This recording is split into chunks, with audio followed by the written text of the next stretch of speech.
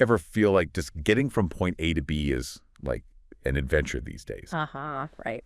Today we're doing a deep dive into the Department of Transportation. Yeah. And we're not just talking like buses and bridges. This is about how the DOT's policies actually like impact our daily lives, you know? Absolutely. So we're looking at this chapter, right, from Mandate for Leadership, the Conservative Promise. Okay. And it argues that the DOT, it's kind of strayed from its original mission. Interesting. Now, look, we're not here to pick sides or anything. Right. But just getting a handle on these arguments, it could totally change how you view everything, like from car prices to even just that new sidewalk, you know, down the street. Yeah, for sure. It's easy to think about the DOT as this like distant entity. Totally. But their decisions, they have very real consequences, often in ways, honestly, we don't even realize. Exactly. And that's what's so important about this deep dive. So the book, it argues that instead of focusing on like, you know, safety and regulation, the DOT has become, well, they call it the massive great giving machine. Okay. Interesting. What do you make of that argument? Well, I think it raises an important question, right? About local versus federal control. Right. And the book, it actually gives a really good example, like building a new sidewalk. You know, should that be made in Washington, D.C.? Right, right. Or should it be made by the people who actually live on that street, the people who, you know, walk that sidewalk every day? Yeah, it really makes you think, like, who actually knows best? Yeah. How those funds should be used. Precisely. And you see this tension between, like, federal oversight and local decision-making. It's like a constant thread, I think, in transportation policy. Absolutely. And speaking of tension, let's talk cars. I mean, everyone's feeling the pinch of these high prices, right? Oh, yeah. But the book argues that those fuel efficiency standards, you know, APFA, that we hear so much about, they might actually be part of the problem, which is so counterintuitive. Like, I thought fuel efficiency was a good thing. Right, right. And it is, in theory. But this book highlights how stricter CAFE standards, you know, they push automakers to use more, well, pricier technology. Okay. And of course, that gets passed on to us, the consumers. Right, right.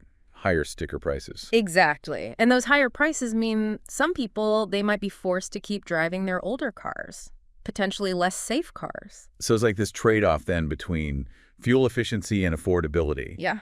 And potentially even safety, which is crazy. Exactly. And it really leads to, I think, a debate about the role of government. Right. Should they be, you know, at the forefront, pushing for all these rapid technological advancements, even with, you know, the potential downsides? Right. Or should the focus be more on making sure people can just afford, you know, a safe, reliable vehicle, regardless of its fuel efficiency? It's a tough question. And it gets even more complex, I think, when you factor in, you know, this big push for electric vehicles.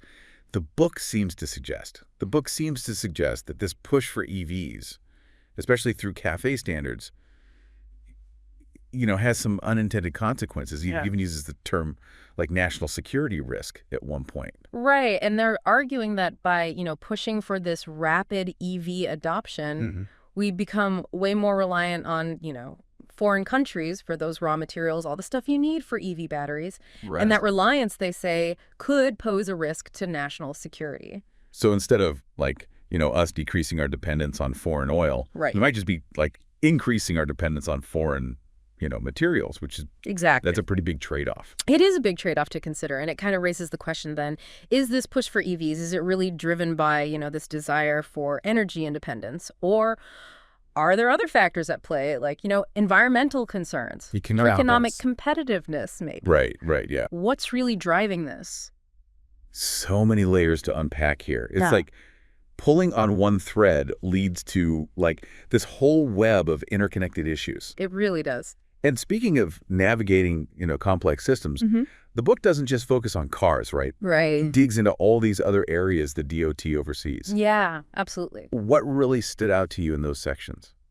You know, one theme that I noticed popping up again and again was this challenge of balancing progress with tradition. Okay. So, for example, in the section on aviation, they were discussing open skies agreements, which, you know... And those were supposed to be like this win for consumers, right? Yeah. More competition, lower fares. Right, exactly. They were going to liberalize air travel, remove all those restrictions on routes and pricing. Yeah. So what's the downside? Well, the book argues that, while open skies agreements, they can benefit consumers for sure, Yes. they don't always create a level playing field for U.S. airlines. Okay. So it might actually put them at a disadvantage. Interesting. And it's not just about, like, you know, competition between airlines. Right. The book also mentions the pilot shortage, right? Yes. And how that could Yeah. impact, safety. Exactly. Yeah. Because with fewer pilots available, Mhm. airlines might be forced to use, smaller planes on certain routes. Right. And that obviously raises concerns about, well, are they as safe? Are they as reliable? Right. Right. And it just highlights how these, like, seemingly unrelated issues, Mm, like labor shortages and international agreements, right. we can have this, like, ripple effect on our everyday travel. Absolutely. It's all connected. And you see that interconnectedness in the section on railroads as well. Okay. The book argues that, we have all this amazing technology now that could totally revolutionize rail safety and efficiency. Yeah. But there's this big focus on preserving existing jobs, and Right. that might actually be what's hindering progress. So it's a similar theme then of, like, balancing the needs of the present with, the potential of the future. Exactly. Holding on to what we know versus embracing something new, and that resistance to change, according to the book, it extends to how the DOT approaches public transportation, too.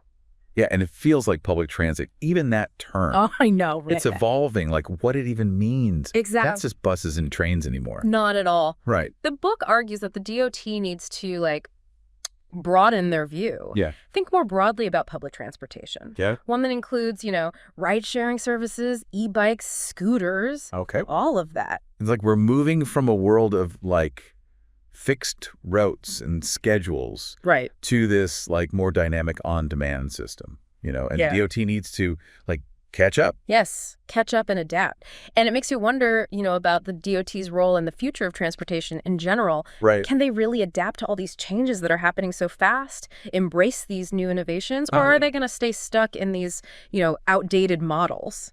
That's the billion-dollar question. It really is. And the book does offer, some thoughts on what a more adaptable, future-proof DOT might look like. Okay.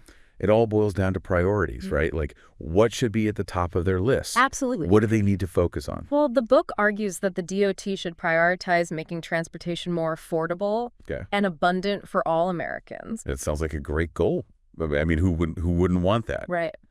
But how do we get there? I mean, it seems like achieving those objectives, like, that would require some major, like, shifts in thinking and some tough decisions. Oh, absolutely. For example, the book suggests we need to rethink how we approach funding these infrastructure projects, instead of relying so heavily on federal grants, Mm-hmm. which can often come with, strings attached, Right. and they might not always align with what local communities actually need, right? Right. The book proposes checking out some alternative funding models. Okay. Like what? They mention things like public-private partnerships, for instance. Right. Right. So that's where, like, private companies would then invest in these infrastructure projects. Yeah, exactly. And then I guess maybe in exchange for, like, tolls, or they get a share of future revenue or something like that. Yeah, something like that. Exactly. Interesting. So it's all about, coming up with more innovative ways Right. to fund the projects that we really need Mm-hmm. without, putting such a burden on taxpayers. Right. Right. It's just fascinating. Like, imagine these different approaches playing out in the real world. Yeah, right. Like, what would it mean for, traffic congestion or for access to transportation, especially in more, like, rural areas? Right. Huge question. These are the kind of things that, policymakers are, like, really grappling with. Yeah. And ultimately, there's no one-size-fits-all solution here, right? Of course not. The best way to approach it is going to be different everywhere you go, right? Depending on the circumstances. Exactly. And I guess that brings us back to that whole idea of, like, a reset. Yeah. Like, if we were going to design, the DOT from scratch today, Right. right now, knowing everything that we know about, like, all the challenges and opportunities that are ahead, Mhm. what would we prioritize? What would be, like, at the top of the list? What would our, like, guiding principles even be? Right. Are we going to prioritize efficiency above all else? Yeah. Or is it going to be more about, equity, accessibility, even if it means, maybe potentially things might cost a little more or implementation might take a little longer, Right. And it's important to remember, too, right? These aren't just like, these abstract policy debates. They have a real impact on our lives, whether we're commuting to work or like traveling across the country, right, or even just trying to get around our own neighborhoods, It's true. And I think that's what makes, this deep dive in this conversation so relevant, honestly. It's about understanding those forces that shape our transportation systems and realizing that, we all have a stake in those choices that are being made. Absolutely. Yeah, it's about connecting those dots, right, between those policy decisions and our daily lives, our commutes, our, family vacations, even just like, the cost of groceries. It's all connected. Because transportation, it isn't just about, getting from point A to point B. It's not, yeah. It's about, connecting with people. Yeah. Connecting with opportunities, with the world around us. That's a great way to put it, yeah. Thanks. So there you have it. There it is. Our deep dive into the wild world of the Department of Transportation.